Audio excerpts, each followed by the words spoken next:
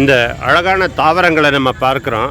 அப்படி பார்க்கும்போது இந்த தாவரங்கள்லாம் திடீர்னு தன்னால் முளைச்சி உருவாயிடுச்சு அப்படின்னு சொன்னால் நம்ப முடியுமா? நிச்சயமாக நம்ப முடியாது. ஏன்னு சொன்னால் இதை யாரோ விதை நட்டு அல்லது செடியாக வச்சு அதுலேருந்து வளர்ந்து பெருசாகி தான் இதுமாரி வந்திருக்கு. ஸோ இதே மாதிரி தான் இந்த உலகங்கிறது தானாக உருவானது அப்படின்னு சொல்லி ஒரு சிலர் சொல்கிறாங்க.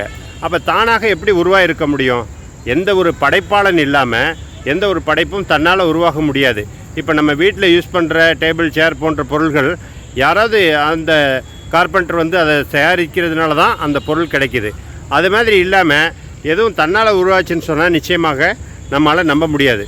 ஸோ அதே போல் தான் இந்த உலகம் தன்னால் உருவாச்சு அப்படின்னு சொல்லி மக்கள் சில பேர் அதுமாரி கருத்து வச்சுருக்காங்க. அப்போ தன்னால் உருவான பொருள் அவ்வளோ பர்ஃபெக்டாக இயங்குமா? அதை யோசிக்கணும் நம்ம. இப்போ இன்றைக்கி காலையில் ஒரு 6:35 அந்தமாரி டைமில் சன்ரைஸ் ஆகுது. அப்போ அந்த சன்ரைஸ் ஆகிற டைமு அடுத்த வருஷம் கரெக்டாக இதே நாளில் இதே டைமில் வருது. அப்போது இதெல்லாம் ஒரு ஒழுங்குக்கு கட்டுப்பட்டு செயல்படுறதுனால தான் இந்த ஒழுங்கமைப்பு இருக்குது. அப்போ இது யார் படைத்தானோ அந்த படைப்பாளனுடைய கட்டுப்பாட்டில் தான் இது இருக்குது அப்படிங்கிறத நம்ம பார்க்குறோம்.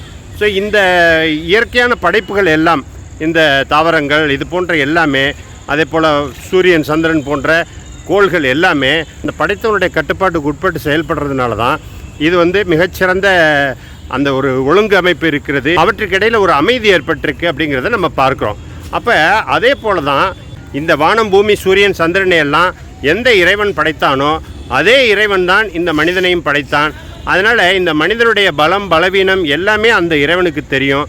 ஸோ இந்த இயற்கை பொருள்களெல்லாம் எப்படி தன்னுடைய படைத்தவனுக்கு கட்டுப்பட்டு நடக்கிறதோ அதே போல் படைப்புகளுக்கும் இந்த மனிதனுக்கும் உள்ள ஒரே வித்தியாசம் என்னன்னு சொன்னால், மனிதர்கள் சுயமாக சிந்திக்கக்கூடிய ஆற்றல் உள்ளவர்கள். இந்த சுய சிந்தனைக்கும் தாண்டி அந்த இறைவனுக்கு கட்டுப்பட்டு நடக்கக்கூடிய அந்த விருப்பத்தை ஒரு மனிதன் தேர்ந்தெடுத்துட்டான்னு சொன்னால் அவனுக்கு ஆப்ஷன் கொடுக்கப்படுது. அவன் இறைவனுக்கு கட்டுப்பட்டும் நடக்கலாம் அல்லது மாறும் செய்யலாம்.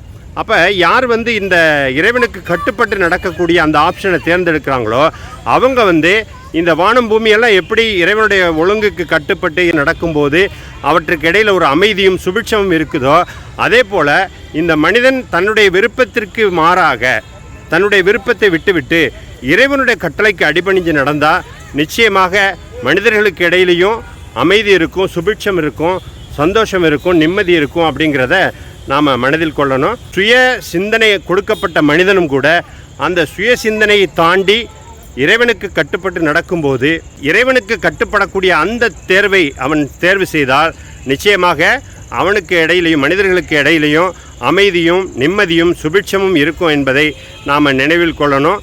அப்படி செயல்படும் போது இறைவனுடைய அருளும் அன்பும் கிடைக்கும்.